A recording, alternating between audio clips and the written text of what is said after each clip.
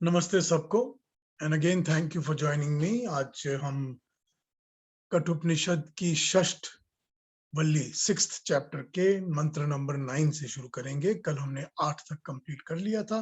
आज हम कोशिश करेंगे 9, 10, 11 जितने भी हो पाएंगे करेंगे और उन पे बात करते हैं। अब जिन्होंने नहीं मुझे आज अटेंड किया या जो नहीं कर पा रहे हैं टाइम चेंज के कारण या जिस भी कारण, वो मेरी रिकॉर्डिंग सुन लेंगे। रिकॉर्डिंग भेज दूंगा सबको, मैं चेष्टा करूंगा सबको भेजने की। आइए 9वां मंत्र देखते हैं क्या कहता है, फिर उस पर आगे बढ़ते हैं। न संदृशे तिष्ठति रूपमस्य न चक्षुषा पश्यति कश्चनैननम् हृदा मनीषी मनसा अभिक्लिप्तः ये एतद् विदुर अमृता भवन्ति। न नहीं संदृशे सामने से देख पाने में, तिष्ठति ठहरा हुआ विद्यमान, रूपम रूप स्वरूप, अस्य इस ब्रह्म का, न नहीं चक्षुषा नेत्र से चक्षु से, पश्यति दिखता है, कश्चन कोई भी, एतम इस ब्रह्म को, हृदय में, मनीषी मन को वश में रखने वाले ज्ञानी जन, मनसा मन से, मन शक्ति से, बुद्धि से, अभिक्लिप्त प्रकाशित होता है, संभव होता है, ये जो एतद इसको, विदु जान जाते हैं, अमृता अमरता, ते वे भवंती हो जाते हैं। इस ब्रह्म को कोई ठहरा हुआ, टिका हुआ, फिक्स्ड डिफाइंड रूप तो है नहीं इसका जो आंखों द्वारा देखा जा सके। नेत्र का, आंखों का ये विषय है ही नहीं। उसे देखने जानने के लिए मनीषी ज्ञानी बुद्धिमान अपने मन में ही देख पाते हैं, हृदय में ही वो प्रकाशित होता है। जो ये जान पाते हैं वो अमृत पा जाते हैं। फिर वही बात देखिए, मंत्र आफ्टर मंत्र यही बता रहे हैं कि कैसे, किस तरह अमरता प्राप्त होती है, कैसे उसको जाना जा सकता है, कैसे परमात्मा को पाया जा सकता है। छोटी छोटी बातें कर करके एक ही अल्टीमेट कंक्लूजन पे आ जाते हैं कि अगर ऐसा करो तो परमात्मा की प्राप्ति होती है। सो इस तरह से इन्होंने पता नहीं कितने ही सेंटेंसेस इसी तरह बना के हमारे सामने पेश किए हैं। और वही बात जो अनेक बार पहले कही गई है कि इंद्रियों का विषय परमात्मा है ही नहीं, उसे इंद्रियों की सहायता से बाहर के जगत में देखना ढूंढना व्यर्थ है। उसे केवल अपने हृदय में, मन में, बुद्धि में जाना जा सकता है।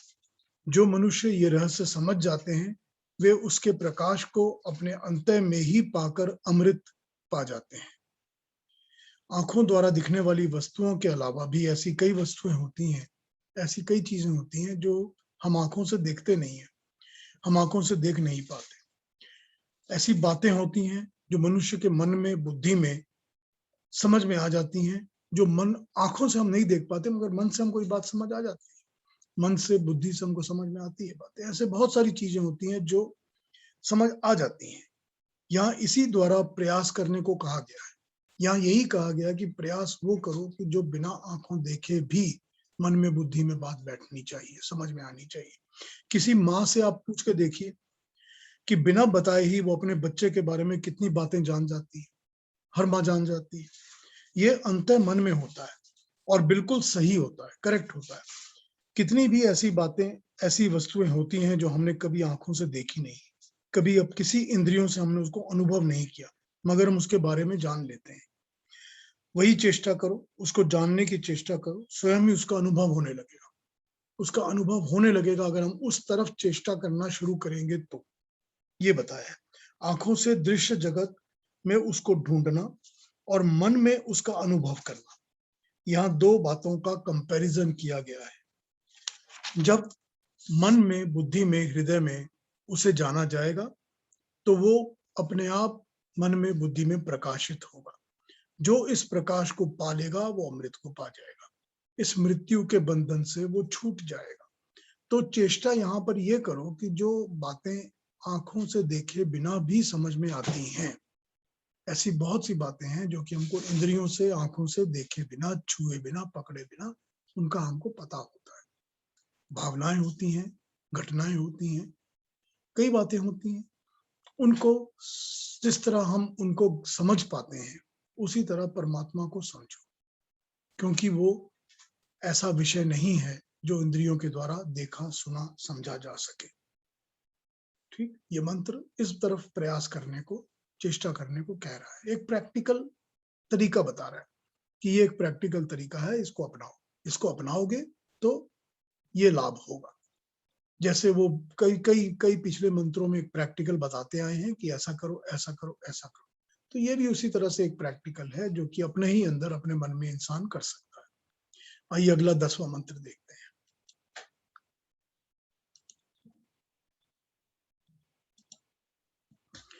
यदा पंचा अनि अवतिष्ठन्ते ज्ञानानि मनसा सह बुद्धिश्च न विचेष्टति तामाह परमाम गतिम, तामाहु परमाम गतिम। यदा जब पंच पांच अवतिष्ठन्ते स्थिर ठहर जाना, चंचलता नहीं रहती जब, ज्ञानानि ज्ञान के साधन, पांच इंद्रियां ज्ञान इंद्रियां, मनसा मन से, सह साथ, बुद्धि बुद्धि, च और, न नहीं, विचेष्टति विशेष चेष्टा नहीं करती, ताम उसको आहु कहते हैं, परमाम गतिम श्रेष्ठ परम गति, परम अवस्था, परम स्थिति। जब मन के साथ पांच ज्ञान इंद्रियां स्थिर होकर ठहर कर जुड़ जाती हैं, बाहर के व्यवहार से पूरा बंद करके मन के अंतः की ओर ही वृत्ति करती हैं, और बुद्धि भी निर्मल निश्चय होकर कोई अलग चेष्टा नहीं करती, तो इस चीज को परम गति कहा गया है। परम गति क्या होती है ये बताया है। जब इंद्रियों की भागदौड़ बंद हो जाएगी, गति बाहर की ओर नहीं होगी, पांच ज्ञान इंद्रियां सेंसरी ऑर्गन्स मन के साथ एक रस होकर जुड़ जाएंगी, उनकी गति मन की ओर होती रहेगी, वहीं होगी, तो ये उनकी या जीवात्मा की परम गति होगी। इसमें बुद्धि को भी कोई अलग गति या अलग विचार नहीं पैदा करना होगा, कोई बाधा नहीं डालेगी। इसका मतलब है कोई संशय या डाउट नहीं रहता, सब एक रस हो जाता है, मन भी, ज्ञान इंद्रियां भी, बुद्धि भी, ऑल इन अलाइनमेंट, एक ही लाइन पे, एक ही अलाइनमेंट में सारी आ जाती है। गति करना तो इंद्रियों को सदा करती ही रहती है, ये इंद्रियों का गुण है कि वो गति करती ही रहेगी। आंख, कान, नाक, जिह्वा, त्वचा, sight, sound, smell, taste, touch, ये कांस्टेंट घटता ही रहता है। तो इनमें जो आकर्षक लगता है, मन उसी को पाने में लग जाता है, और बुद्धि भी अलग अलग उपाय करके उसी को पाने को ढूंढने लगती है। एक प्याले चाय से शुरू कर लीजिए इस बात को, तो और फिर इसको चिंतन में लगा लीजिए बड़े बड़े बड़े बड़े आकर्षणों की तरफ। यही होता है, हर चीज में ऐसा ही होता है कि जिस तरफ भी इंद्रियां थोड़ी सी भी अपनी गति करती हैं, मन बुद्धि उसी तरफ उनको पाने के लिए उपाय करने में लग जाते हैं, जुड़ जाते हैं। सारी सारी जिंदगी उनके पीछे भागते भागते ही पूरी हो जाती है। I need this, I deserve this, this is my right, इनका कहीं कोई अंत ही नहीं होता, कोई उम्र नहीं होती जब ये समाप्त हो जाएंगे, जब ये नहीं होंगे। कोई मनुष्य ऐसा नहीं होता जो इनके चक्कर से बाहर होता है, सब इसी में लगे रहते हैं। तो अगली योनि भी ऐसी ही मिलती है जब इन नीड्स की ऊपर कंट्रोल लग जाएगा। कैसे लग जाएगा नीड्स के ऊपर कंट्रोल? अगली योनि में कैसे लगेगा? ऐसे लगेगा कि ना ही कोई नई गाड़ी की जरूरत होगी, ना ही कोई नए जूतों की, कपड़ों की, कोलोन्स की जरूरत होगी, ना बड़े मकान की, ना बैंक बैलेंस की जरूरत होगी। तो अपने आप ही कंट्रोल मन बुद्धि के अनुसार अपना लाइए, नहीं तो प्रकृति का कंट्रोल, परमात्मा का कंट्रोल तो वज्र बन के पड़ेगा और हो ही जाएगा। ऐसी योनि में जन्म हो जाएगा जहां भी इन सब चीजों की कोई आवश्यकता ही नहीं पड़ेगी। तो क्या होगा? जिनके पीछे इस जन्म में भाग रहे हैं, दौड़ रहे हैं कि 2 गाड़ियां और चाहिए, एक मकान और चाहिए, इस किस्म की कोलोन्स चाहिए, ऐसे कपड़े चाहिए, इतने जूते और चाहिए, एक वार्डरोब भरा हुआ है, 2 वार्डरोब और भरने, कितना भागदौड़ लगी हुई। ये भागदौड़ या तो अपने आप बंद कर लीजिए अपनी इंद्रियों पे कंट्रोल करके, वरना वो परमात्मा तो बंद कर ही देगा। जब वो इस किस्म का बिल्ली बना के जन्म दे देगा कि चलो भाई अगले जन्म में बिल्ली बन जाओ, फिर ढूंढते रहना कि कितने कपड़े चाहिए, कितने जूते चाहिए, कैसे कोलोन्स चाहिए, कैसा बैंक बैलेंस चाहिए, कुछ भी नहीं काम आएगा। भगवान कृष्ण कहते हैं ना, कछुए की तरह अपने अंदर समेट लो सारी की सारी इंद्रियों को।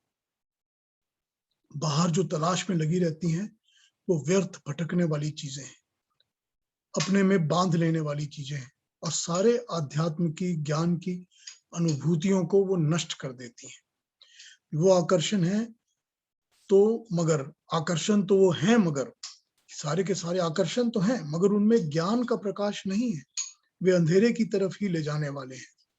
तो मन जो कि आत्मा के साथ है, आत्मज्ञान के साथ एक रस हो गया है, अलाइन हो गया है, उसी ओर गति 5 ज्ञान इंद्रियों को करनी है, और बुद्धि सब बाधाएं, सब चेष्टाएं बंद करके इसी पर्पस के लिए काम करने लगे। यही परम गति है। गति हर चीज की है। इंद्रियां कांस्टेंट गति करती रहती है, मन अटूट गति करता रहता है कांस्टेंटली, उसी तरह बुद्धि भी करती रहती है। मगर इनकी गति को परम गति कैसे बनाना है, यही बताया है इस मंत्र में, कि गति तो ये करती ही रहेंगी, ये किसी ना किसी चीज के साथ जुड़ती रहेंगी, भागती रहेंगी, दौड़ती रहेंगी। तो इस गति की डायरेक्शन को, पर्पस को चेंज करो, इसको परम गति बनाओ। ये परम गति ही तब बनेगी जब ये मन अंदर, इंद्रियां मन के साथ और मन आत्मा के साथ और बुद्धि भी आत्मा के साथ जुड़ेगी, तभी ये परम गति बनेगी। सबकी गति एक ही दिशा में, एक ही दिशा में तो तब भी थी, पहले भी तो एक ही दिशा में थी जब आकर्षणों के लिए भाग रही थी, कॉन्सेंट्रेटेड एफर्ट पर पूरा मन, बुद्धि, इंद्रियां सब लगी हुई थी, मगर वो गति दुर्गति थी, और वो गति बांधने वाली गति थी, नीचे की ओर ले जाने वाली गति थी, जन्म जन्म तक बार बार मृत्यु के चक्कर में जकड़ने वाली गति थी। अब इसके विपरीत परम गति क्या है, जो मृत्यु के बाद फिर मृत्यु की जकड़ में नहीं डालेगी। यही मंत्र बता रहा है, उसी को इन्होंने यहाँ पर परम गति कहा है। तो गति तो करनी है, मगर दुर्गति की जगह परम गति की तरफ चलो। अगेन एक प्रैक्टिकल छोटा सा हिंट या टिप दिया गया है, जैसे पिछले मंत्र में था, इस मंत्र में भी इसी तरह का एक छोटा टिप दिया गया है। ऐसा करो, बड़ी प्रैक्टिकल तरीके से, छोटे छोटे तरीके से बातें समझाई गई हैं। आइए 11वें मंत्र को भी देख लेते हैं।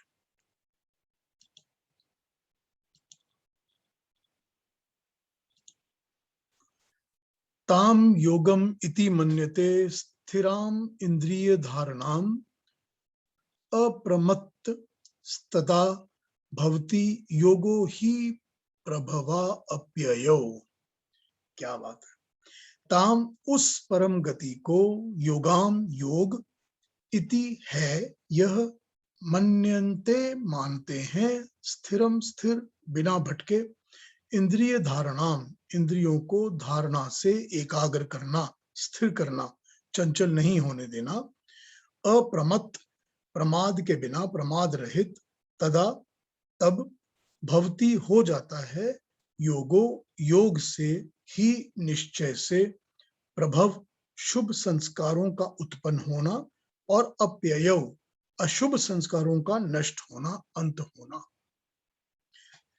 जब जीवात्मा स्थित प्रज्ञ हो जाता है, इंद्रियों पर नियंत्रण कर लेता है, तो इसे योग कहते हैं।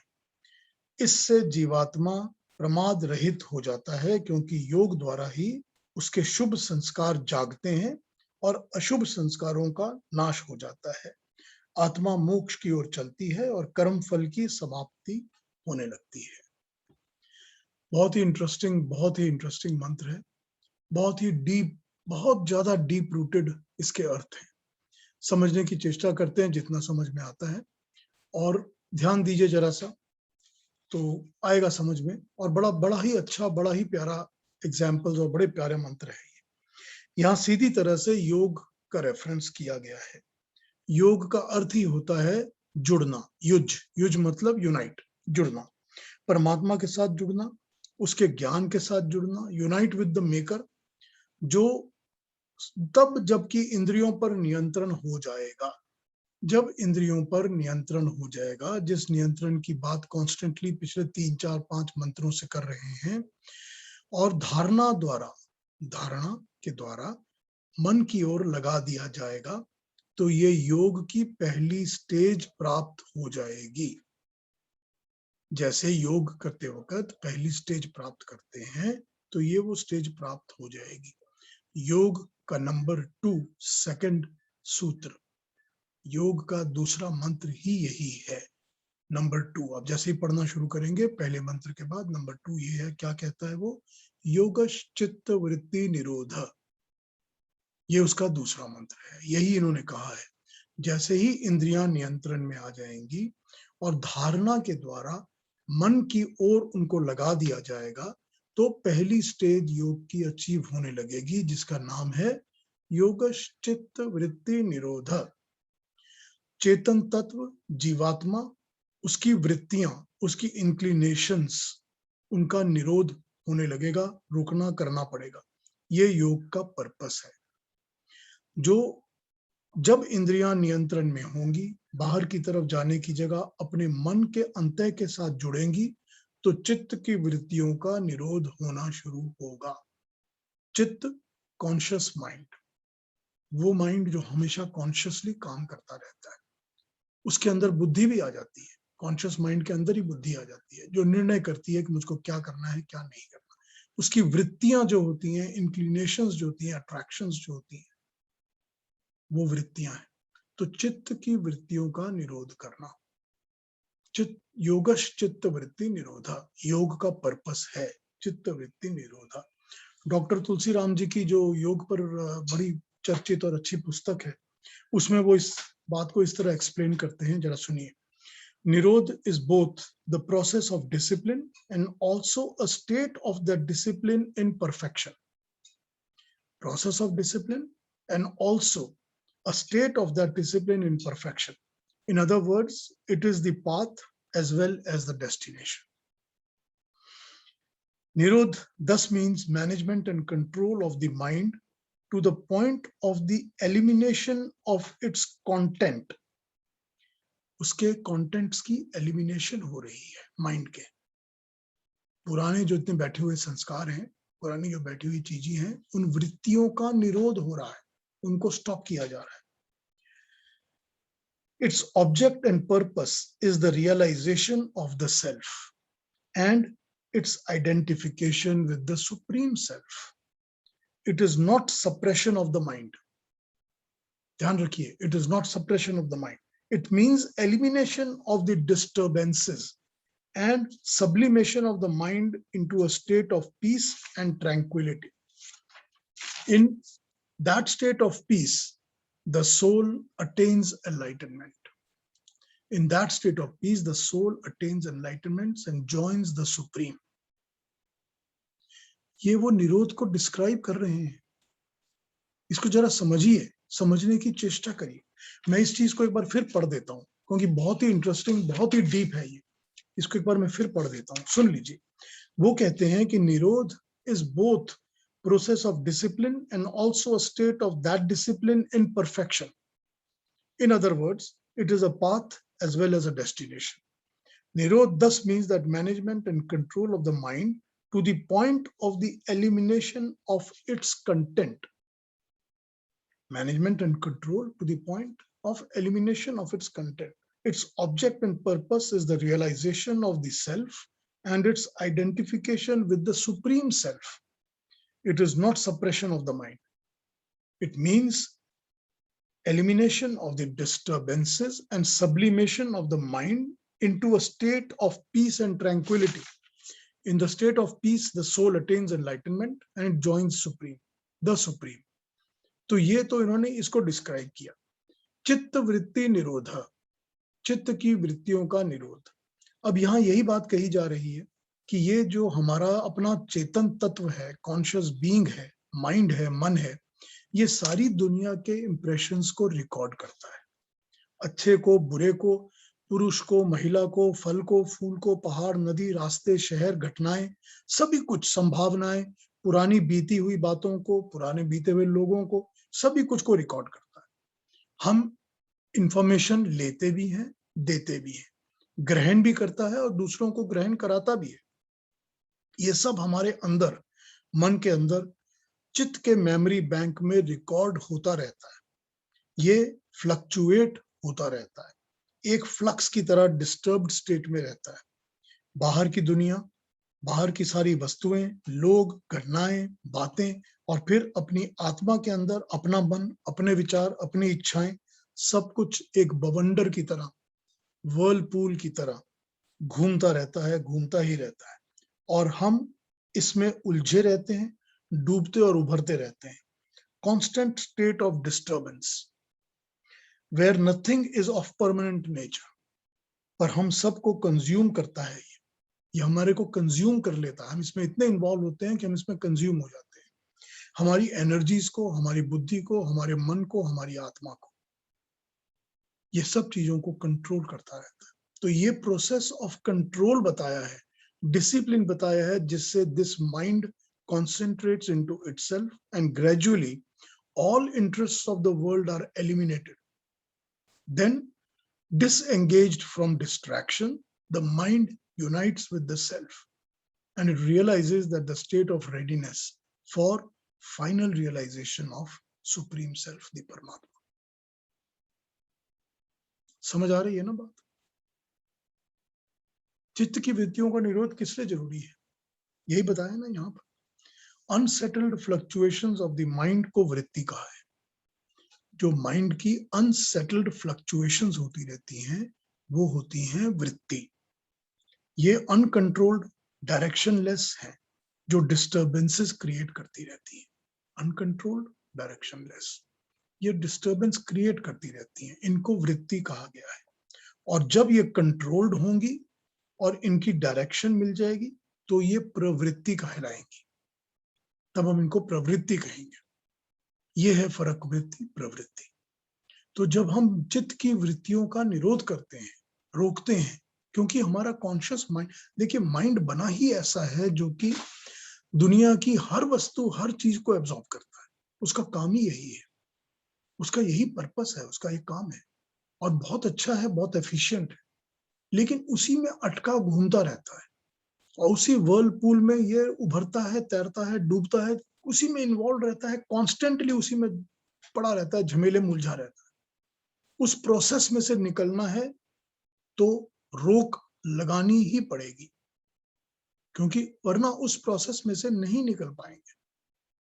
और जब उस प्रोसेस में से निकलेंगे और उस प्रोसेस को बंद करेंगे और वो वृत्तियां बंद होंगी और वो प्रवृत्तियां बनेंगी, वो अपनी तरफ आएंगी, तब ये माइंड जो है वो सोल, अपनी आत्मा के साथ जुड़ने के लिए तैयार होगा। और जब ये माइंड आत्मा से जुड़ने के लिए तैयार होगा तो उसकी रेडीनेस और आगे तक जाएगी कि मुझे परमात्मा के साथ कैसे जुड़ना है।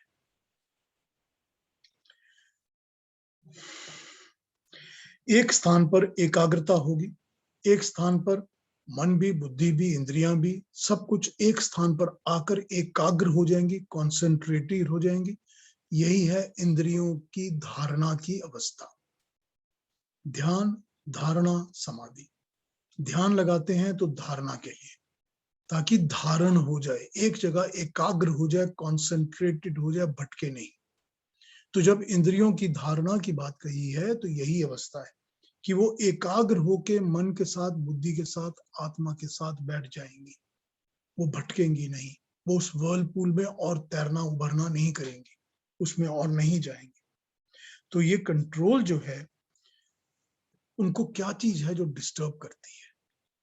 ये जो कंट्रोल है जिसको हम कंट्रोल करना चाहती हैं, उसको डिस्टर्ब क्या करता है? तो मंत्र ने बताया है कि बाहर के आकर्षण तो हैं ही, जो इंद्रियों के बाहर के आकर्षण हैं वो तो हैं ही जो डिस्टर्ब करेंगे। तभी इंद्रियों को उनसे विथड्रॉ करने के लिए और मन की तरफ लगाने के लिए बताया गया है कि वो बाहर के आकर्षण तो डिस्टर्ब करेंगे ही करेंगे, इसीलिए उनसे इंद्रियों को विथड्रॉ करो और मन के ऊपर लगाओ। साथ साथ अपने पुराने संस्कार, हमारे पहले पुराने संस्कार वो भी हैं, पुराने कर्म भी हैं और पुराने कर्म फल भी हैं।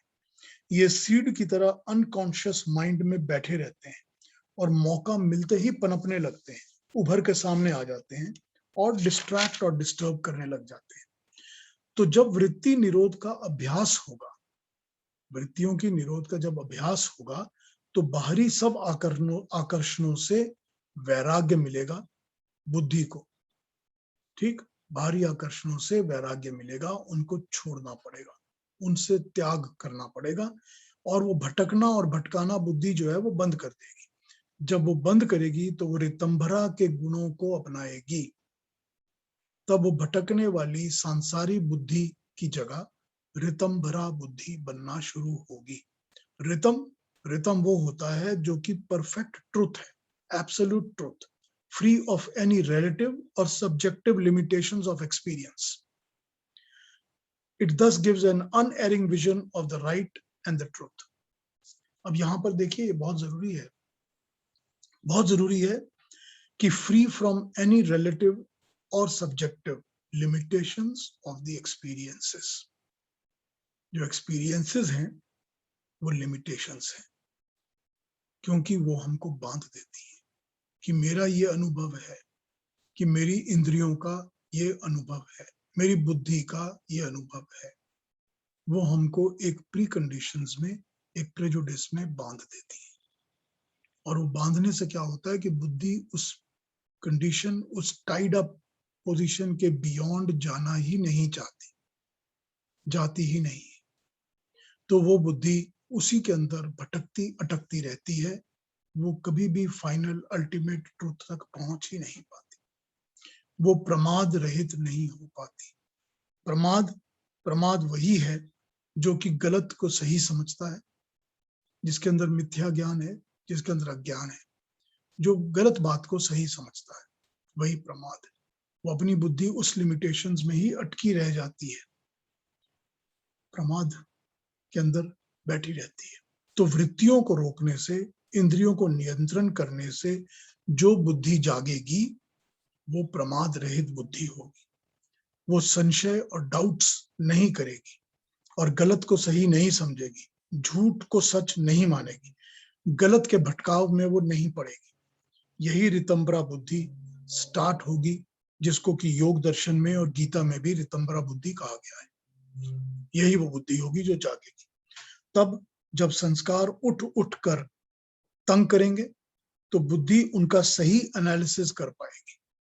कोई भी संस्कार जब अंदर से उठेंगे और उठ के वो तंग करेंगे, डिस्टर्ब करेंगे, तो जो बुद्धि होगी वो अब क्योंकि क्लेंजिंग हो चुकी है, वो बुद्धि करेक्ट एनालिसिस कर पाएगी और बुरे संस्कारों को अब निकट नहीं आने देगी, अपने आप ही रोकेगी कि ये संस्कार पनप तो रहा है मगर इसको मैं पूरा नहीं होने दूंगी, इसको रोकना है। नए ऐसे संस्कार नहीं पड़ेंगे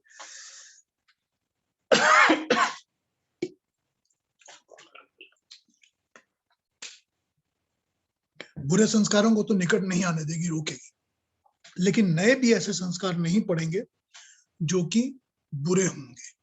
इसको अप्यय कहा है। अप्यय, प्रभव और अप्यय, ये दो शब्द आए हैं मंत्र में। प्रभव बुरे संस्कारों का रोकना, अच्छे संस्कारों का अपनाना। अप्यय बुरे संस्कारों को आने ही नहीं देना, नए संस्कारों को बनने नहीं देना, वो अप्यय है। इनको रोक दिया जाएगा और नष्ट करने के उपाय भी किए जाएंगे, और तब प्रभव यानी कि शुभ संस्कारों की उत्पत्ति, यही मंत्र बता रहा है। अब बुद्धि तो ऋतंभरा होने के लिए अपने एक्सपीरियंसेस, अपनी मान्यताएं, अपनी प्रेजुडिसेस, प्रेफरेंसेस से अलग होना ही पड़ेगा। जब तक ये साथ रहेंगे, ये बुद्धि इनके चंगुल में से छूट ही नहीं पाएगी। तो वही बात है, जब तक अंदर से ये रियलाइजेशन नहीं होगी कि ये मान्यताएं, ये एक्सपीरियंसेस, ये प्रेजुडिसेस ही मुझे बांधे हुए हैं, तब तक छूटने का सवाल ही नहीं पैदा होता। तो वृत्तियों का निरोध कैसे करो? जब बाहर के आकर्षण झूठ लगने लगेंगे, वेस्ट ऑफ टाइम लगने लगेंगे, तो उनके एक्सपीरियंसेस, उनकी प्रेफरेंसेस, उनकी प्रेजुडिसेस, वो भी सब वेस्ट ऑफ टाइम लगने लगेंगे। तब समझ में आएगा कि वो सब किसी काम के नहीं है। तब पता चलेगा कि मुझे जकड़ कर बैठे हुए हैं और इन सब से मुझे मुक्ति लेनी है। जब बाहर के आकर्षण वेस्ट लगने लगेंगे तो अपने आप अपने अंदर के प्रेजुडिसेस भी वेस्ट समझ में आ जाएंगे कि ये बेकार की चीजें, जकड़े बैठे। यहाँ सबसे बड़ी बाधा आती ही अभिमान और अहंकार के रूप में। सबसे बड़ी बाधा होती है अहंकार के रूप में, जो कॉन्स्टेंटली बुद्धि को फीड करता रहता है कि नहीं, मेरे एक्सपीरियंस, मेरे प्रेजुडिसेस, मेरी प्रेफरेंसेस महान है। They are the best and most suitable in accordance with me, my very being. ये भी एक संस्कार ही है, ये भी एक संस्कार है कि अभिमान को इतना महान बता दिया कि वो छोड़ता ही नहीं, हमेशा छाया रहता है अपने ऊपर। ये भी जन्मों तक साथ ही चिपका रहता है और हर समय सर उठाता रहता है, हर समय। तो इसका विनाश बहुत जरूरी है। पेनफुल तो है विनाश, लेकिन इवेंचुअली बहुत प्लेजरेबल है, बहुत प्लेजरेबल है। जैसे जैसे अभिमान समाप्त होगा, वैसे वैसे अद्भुत किस्म की एक आजादी की फीलिंग आती जाएगी बुद्धि के अंदर। वो पुराने शैकल्स से छूटती जाएगी। और जैसे वैराग्य और वैराग्य के अभ्यास से ये संस्कार ढीला पड़ेगा, वैसे ही अशुभ संस्कार ढीले पड़ते जाएंगे और शुभ और शुद्ध संस्कार प्रबल होते जाएंगे। ये एक प्रोसेस है और इस प्रोसेस को अपनाना यही मुक्ति दिलाएगा। संस्कारों के डालने का काम भी तो बुद्धि के द्वारा ही होता है ना, तभी तो मेंटल कंट्रोल चलते हैं सारी दुनिया में। एजुकेशन के द्वारा बुद्धि की सोच को प्रभावित करना, ताकि संस्कार ही ऐसे पड़ जाएं कि मनुष्य उसी किस्म के कर्म करे जैसा हम चाहते हैं। बुद्धि ही इसके लिए मुख्य पार्ट प्ले करती है। बुद्धि को ही चुना जाता है, तभी तो हमारे सारे एजुकेशन सिस्टम और पॉलिसीज के अंदर पूरी कम्युनिस्ट और एंटी हिंदू तरीके से देश को समझाया गया है। और बुद्धि उसी तरह चलती है, मनुष्य भी उसी तरह चलता है, तभी तो इतनी अराजकता, इतनी चरित्रहीनता फैली हुई है सारे मुल्क में। कब हमें पढ़ाया गया, कभी भी हमें पढ़ाया गया कि योग दर्शन को अपनाओ, या ये पढ़ाया गया कि गीता के पाठ को समझो, या ये बताया गया कि उपनिषदों के ज्ञान के भंडार को अपना आधार बनाओ? कभी भी नहीं बताया गया। हमको ये बताया गया उसकी जगह कि मुगल बहुत महान थे, अंग्रेज बहुत महान थे, उनकी गुलामी करो, मानसिक गुलाम बने रहो, और अभी भी बने हुए हैं। मिल लीजिए आप लोगों से आसपास, मैक्सिमम आपको मेंटल स्लेव्स नजर आएंगे, मानसिक गुलाम नजर आएंगे। और अपनी इस गुलाम मानसिकता के ऊपर हम कितना अभिमान करते हैं, हम कितना गर्व करते हैं। जिसको 4 लाइनें अंग्रेजी की आ जाती हैं, वो समझता है कि दुनिया का सबसे बड़ा वही पंडित है, कि अंग्रेजी आ गई बस, अब मैं बाकी जो लोग अंग्रेजी नहीं बोलते मेरी तरह, मैं उनसे सुपीरियर हो गया हूं। ये गुलामी पर अभिमान है। कितना अभिमान है हमको गुलामी पर। ये बुद्धि के द्वारा संस्कार डाले जाते हैं जो मनुष्य के जीवन के मार्ग को तय करते हैं। तो जब प्रमाद रहित बुद्धि होगी, पहले के अशुभ संस्कार पड़ने बंद होंगे, और फिर जो शुभ होंगे वही बुद्धि को ग्रहण करेंगे, ग्राह्य होंगे, माने जाएंगे, तभी ये काम होगा।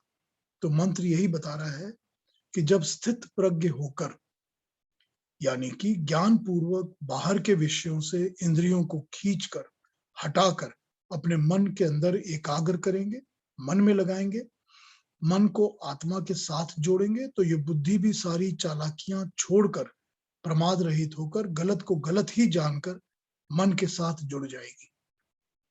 ये एक योग क्रिया के समान होगा। जैसे योग द्वारा जीवात्मा परमात्मा से जुड़ता है, वैसे ही यहाँ पर इंद्रियां के नियंत्रण से, उनके बाहर के विषयों से हटाकर मन से जुड़ेंगी, बुद्धि भी मन से जुड़ेगी, और ये सब आत्मा से जुड़ेंगे। तब बुरे संस्कार, बुरे कर्मफल भी बंद हो जाएंगे और शुभ संस्कार ही रह जाएंगे जो मोक्ष की ओर लेकर जाएंगे।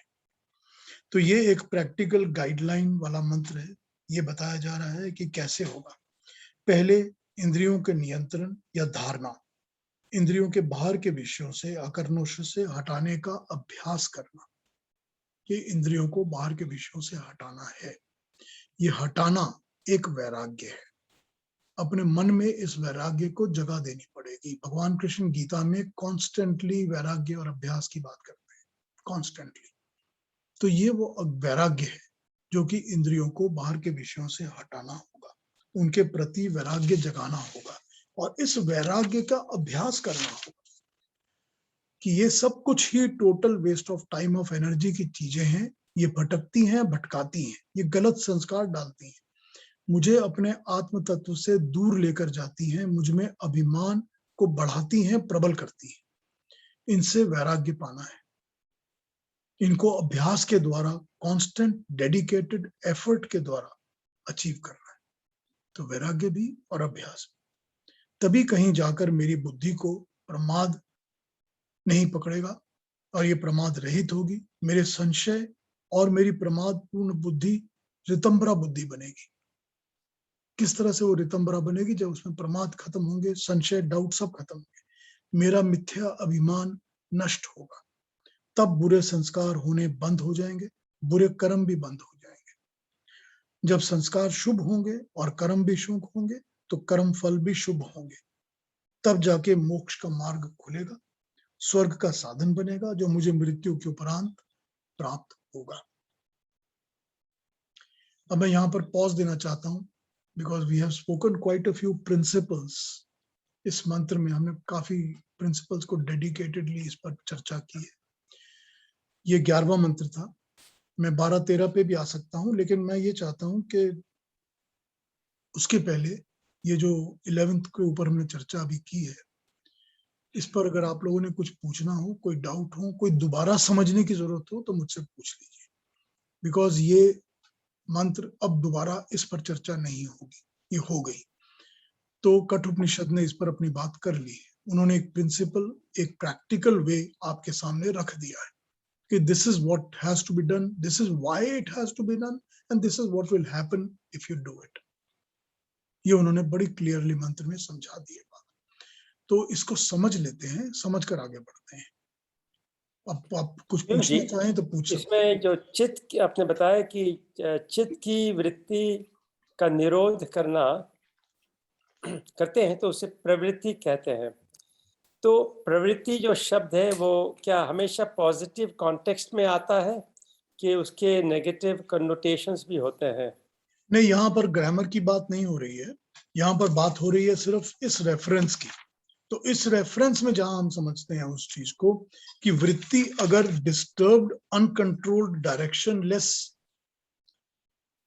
चीजें क्रिएट करती है माइंड के अंदर, तो जब उसको डायरेक्शन मिलेगी और जब वो कॉन्सेंट्रेटेड हो जाएगी और जब उसकी एप्लीकेशन एक स्थान पर एकाग्र हो जाएगी, तो उसको प्रवृत्ति कहेंगे। हमने इसको समझने के लिए वृत्ति और प्रवृत्ति यूज किया है। अब उसमें अगर आप कहेंगे कि नहीं, मैंने कहीं और पढ़ा था, प्रवृत्ति ये भी होती है, उसका रेफरेंस यहाँ नहीं है, कि हम इसमें लैंग्वेज रेफरेंस नहीं ला रहे। हम वर्ड को सिर्फ समझने के लिए ही दो अलग अलग कंपैरिजंस की स्टेट को लाके बात को समझना चाहते हैं, मैसेज को समझना चाहते हैं। ठीक है, ठीक है जी। थैंक्स। हाँ जी, कुछ और प्रश्न, कोई और चीज समझनी है इसमें? जो आपने योग का सारा डेफिनेशन दिया था, दैट वाज बहुत बढ़िया था, दैट वाज वेरी गुड, और सुनकर बहुत अच्छा लगा, आनंद आ गया एकदम। यही और है जो ना, बुद्धि, मंत्र यही कह रहा है, मंत्र तो कह ही यही रहा है कि जब ऐसा करोगे तो योग की प्रथम स्टेज को अचीव करोगे। क्योंकि वो ये समझता है, कठोपनिषद ये समझता है कि मेरे पास जो स्टूडेंट्स आते हैं, जो पढ़ने के लिए आते हैं, जो ज्ञान प्राप्त करने के लिए आते हैं, वो योग के साथ अच्छी तरह परिचित हैं। बिकॉज हमारे संस्कारों में, हमारे देश में, हमारे अपने कल्चर में योग was a very essential part right from the early beginning of any child. कोई भी चाइल्ड वो अपने बचपन से ही योग की प्रैक्टिस करता था और उस पर वो पालन भी करता था, और सिर्फ उसके आसनों की प्रैक्टिस या प्राणायाम की नहीं है, सारी चीजों की प्रैक्टिस, उसके प्रिंसिपल्स की भी और उसको समझने की भी, और उसके द्वारा बाकी की बातों का भी, कि उसमें थ्योरीज क्या हैं वो भी समझना पड़ता था। तो यही वो बता रहे हैं, योग का नंबर 2 फर्स्ट अथ योगा अनुष्ठानम, पहला मंत्र कहता है कि हम योग की बात करना चाहते हैं, और दूसरा मंत्र यही कहता है कि योग चित्त वृत्ति निरोधा। योग का पर्पस ही है कि आपकी चित्त की वृत्तियों का निरोध किया जाए। Because if this happens, then everything else will happen. And unless this does not happen, nothing is going to happen. बड़ा सिंपल तरीका है ये समझाने का, यही है योगश्चित्त वृत्ति निरोध। वृत्तियां हमारे अंदर जो इंक्लिनेशंस हैं, जो हमको डिस्टर्ब करती रहती हैं, जो हमको ड्रॉ विड्रॉ करती रहती हैं, जो हमको ड्राइव करती रहती हैं कॉन्स्टेंटली, वो सब हमारी वृत्तियां हैं, वो सब मन के अंदर, कॉन्शियस माइंड के अंदर, सब कॉन्शियस माइंड के अंदर बैठी हुई चीजें हैं जो हमको खींचती रहती हैं, चलाती रहती हैं, धक्के मारती रहती हैं कि ये करो, ये करो, ये करो, ये करो। और फिर उसी के हिसाब से मन भी, बुद्धि भी उसी तरह चलने लग जाते हैं। तो जब इंद्रियों पर नियंत्रण होगा, जब इंद्रियों पर आकर्षणों से वैराग्य जागना स्टार्ट होगा कि ये सब कुछ वेस्ट ऑफ टाइम है, ये सब कुछ वेस्ट ऑफ माय एनर्जी है, मेरे अंदर उतनी ही लिमिटेड एनर्जी है, मैं इसको यहाँ वेस्ट नहीं कर सकता, इन आकर्षणों से मुझे कुछ नहीं मिलेगा। ये आकर्षण है, अच्छे भी हैं, लुभावने भी हैं, मगर इनमें कोई ज्ञान नहीं है, वो ज्ञान नहीं है जिस ज्ञान की तलाश मैं कर रहा हूं। मेरी आत्मा जिस ज्ञान के लिए एक शरीर को धारण करके आई है, ये ज्ञान वो ज्ञान नहीं है। जब ये समझ में आएगा तो जरूरी बात है कि उस चीजों से जुड़ा हुआ, उन आकर्षणों से जुड़ा हुआ जो मेरा प्रेजुडिस है, उनसे जुड़े हुए जो मेरे प्रेफरेंसेस हैं, वो भी सब वेस्ट ऑफ टाइम समझ आएंगे, वेस्ट ऑफ एनर्जी समझ में आ जाएंगे। तो जब ये छूटना शुरू होगा तो बुद्धि ये समझ जाएगी कि मुझे छोड़ना क्या है और मुझे अपनाना क्या है। कि इतने दिनों तक मैं बुद्धि जो हूं, जिस प्रेजुडिस पर, जिस प्री कंडीशंस पर, जिस बिलीफ्स एंड एक्सपीरियंस पर चल रही थी, वो सारी की सारी waste of time and waste of energy है। उनको छोड़ देना ही पड़ेगा। जब बुद्धि ये समझेगी तो बुद्धि अपने आप ही राइट और ट्रुथ की तरफ बैलेंस्ड होना शुरू होगी। Right and truth is not my prejudice, it is not my experience, it is what it is. बस एक जो सत्य है या जो रित है, वो संसार में रित एक ही है, परमात्मा के बनाए नियम ही केवल रित है, वही एब्सोल्यूट ट्रुथ है। उस एब्सोल्यूट ट्रुथ के साथ ही जुड़ना मेरी बुद्धि को समझ में आएगा। मेरा ट्रुथ नहीं अलग है और तुम्हारा परमात्मा का ट्रुथ अलग है। जब ये समझ में आएगा तो अपने आप अपने अभिमान नष्ट होने शुरू होंगे। जिन चीजों के साथ, जिन प्राकृतिक वस्तुओं से ये अभिमान जुड़े हुए थे, ये अभिमान कि आई एम द ग्रेटेस्ट और सारे मेरे को सब समय ग्रेट ग्रेट कहते रहते हैं, you are fantastic, you are excellent, you are so good, ये वाला जो अभिमान है ये छूटना शुरू होगा जब पता चलेगा कि ये सारी जो बातें बताई जा रही हैं ग्रेट ग्रेटर ग्रेटेस्ट की, ये सारी की सारी मिथ्या है। ये कोई भी इसमें से ऐसी बात नहीं है जो मेरे को ज्ञान देगी। ये सब बातें मेरे को डुबाएंगी, नीचे लेके जाएंगी, अभिमान को और गहरा और डीप करेंगी। तो जब इनके ऊपर से मेरा मन छूटेगा, मेरा बुद्धि को समझ में आएगी बात कि ये सब गलत है, वेस्ट ऑफ टाइम है, तो अपने आप वो जो अभिमान अंदर से पैदा होता है, जो मुझे ग्रेट कहने वाले हैं उनके साथ जो अटैचमेंट्स हैं, जो ग्रेट अपने आप को समझने वाला अभिमान है, वो भी छूटने लगेगा कि वो भी सारा waste of time and energy है। और जब वो छूटेगा तब पता चलेगा कि रियल वो नहीं था, रित परमात्मा का वो नहीं है। तब पीयूष जी, कितनी स्ट्रेंज बात है कि हम योग जो सीखते हैं वो खाली आसन की सोच कर ही सीखते हैं, ये आसन करेंगे तो ये होगा, ये आसन करेंगे। बुद्धि का और मन का तो कोई सोचता नहीं कि कितना उसपे कितना योगदान है उसका, in controlling your mind and in doing disciplining your mind, कितना ज्यादा। उनके बिना तो आसनों का भी असर नहीं होता ना, यही तो तकलीफ होती है ना। जो योग है, जो योग दर्शन है, वो तो शुरू ही समाधि के लेसन से होता है। उसका पहला चैप्टर ही सिर्फ समाधि बेस्ड है कि समाधि कैसे प्राप्त करनी है, उसके लिए क्या करना है। समाधि को डिफाइन करने के बाद ही वो बाकी चीजों पर आते हैं, आसन करो, प्राणायाम करो, ईश्वर प्रणिधान करो, वो सब उसके बाद आता है। पहला यही है कि कैसे, how will you achieve if you do not do the preliminaries. ये तो प्रिलिमिनरीज हैं, ये प्रिलिमिनरी ही है जो योग चित्त वृत्ति निरोधा बताती है। हमने वो प्रिलिमिनरी की ही बात की है आज, कि जब तक आप प्रिलिमिनरी अचीव नहीं करोगे तो नेक्स्ट स्टेप पर तो आप जा ही नहीं सकते। बुद्धि आपको जाने ही नहीं देगी, वो भटकी हुई बुद्धि होगी, इंद्रियों को अटकाए रखेगी, आकर्षणों में फंसाए रखेगी, भटकते रहोगे, अज्ञान में डूबे रहोगे। Very true, very true. समझ में आ रही है बात? पीयूष जी, जी। मुझे एक बात पूछनी है कि जैसे आपने कहा है कि we got to be free from any relative और subjective, relative and subjective. Freeze हो गए, फ्रीज हो गए, हाँ, हो सकता है फ्रीज हो गया। फ्रीज हो गए। हाँ, एक्सपीरियंसेस की बात हो रही है कि रिलेटिव और सब्जेक्टिव जो एक्सपीरियंसेस हैं उनसे फ्री होना पड़ेगा। रिलेटिव जो मेरे साथ जुड़े हुए हैं, पर्सनल।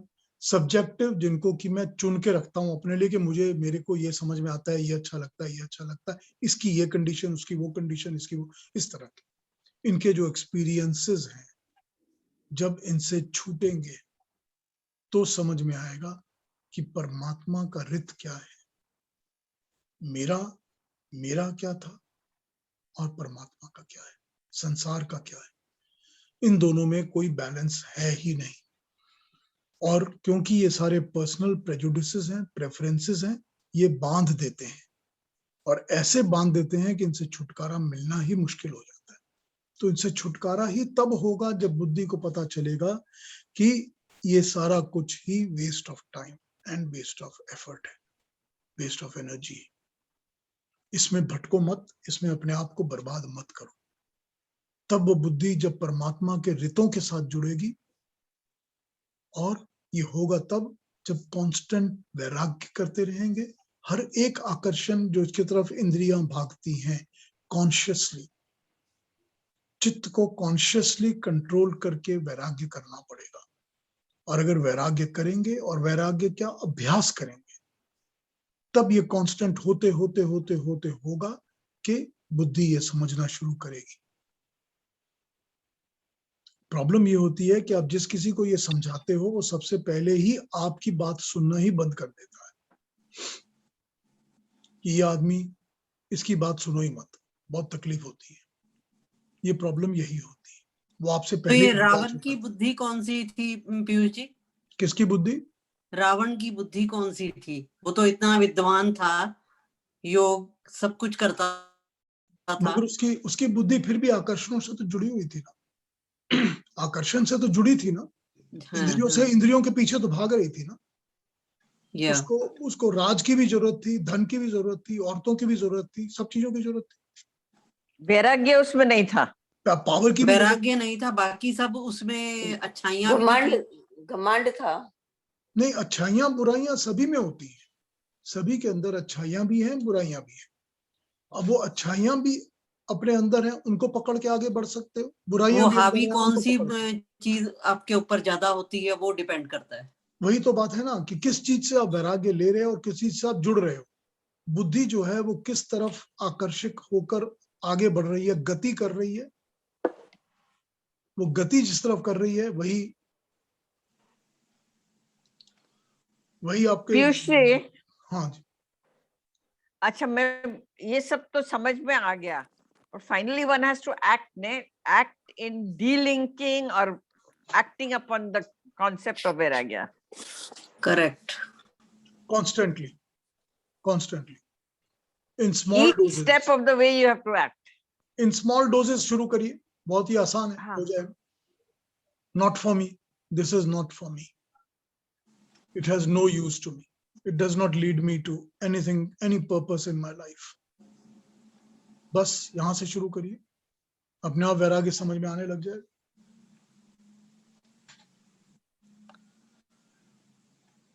समझ यही में तो काम आता थोड़ा सा है, डिफिकल्ट है, प्रैक्टिस करना मुश्किल होता है, प्रैक्टिस। वही तो बात है ना। तभी तो बुद्धि को फोर्स करना पड़ता है, अभ्यास करना पड़ता है। इसी को कहा गया है कि अभ्यास, वैराग्य और वैराग्य का अभ्यास, यही तो बताया गया है। यही तो भगवान कृष्ण कहते हैं ना गीता में कि जब वैराग्य और वैराग्य का अभ्यास शुरू होता है तो ये जन्मों जन्मों तक चलता रहता है, करते ही रहना पड़ता है। बहुत बढ़िया है पीयूष जी, हाँ जी। बुद्धि को जागृत आप इंटरनेट बहुत अच्छे से डिस्कनेक्ट कर हो गया, देते हैं। सो आई वांटेड टू। हाँ जी, कहिए केतु जी। मैं ये पूछ रहा था when the internet got disconnected कि जैसे आपने कहा कि we got to be free from any relative or subjective experiences। तो हम लोग जब संसार में रहते हैं तो प्रतिदिन कुछ न कुछ तो हमारे अनुभव होते हैं, whether it's positive, negative, जो भी है, और you know and तो इसको जैसे in order to get out of it, तो ठीक है अभ्यास करने की बात है, यू आर एब्सोल्युटली राइट, पर एक दिन अभ्यास करें, दूसरे दिन और कुछ नेगेटिव एक्सपीरियंसेस होंगे या सब्जेक्टिव एक्सपीरियंसेस होंगे, and this keeps on rolling every day forward. तो क्या किसी at any point in stage should we just take vairagya from the worldly matters? देखिए, मैं इस तरह समझता हूँ इस बात को, और मैं इसमें 100% गीता में जैसे कहा गया वैसे ही समझता हूँ।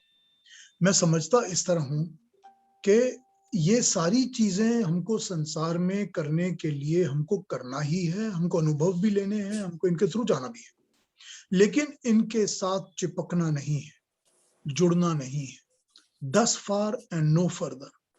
बस मैंने इनको यूज किया है। मुझे इस संसार में आके गाड़ी भी चलानी है, गाड़ी चला के एक जगह से दूसरी जगह जाना भी है, और उसमें मेरे को अपना काम भी करना है, फिर गाड़ी मेंटेन भी करनी है, वापस भी लानी है, ठीक से करके Right. लेकिन मुझको इस संसार में उस आकर्षण से जुड़ना नहीं है, उसके साथ चिपक कर अपनी आइडेंटिटी को उसके साथ नहीं जुड़ाना है। मैं अगर BMW में नहीं बैठूंगा तो मैं कैसे चल सकता हूं? मेरी आइडेंटिटी BMW नहीं बन सकती।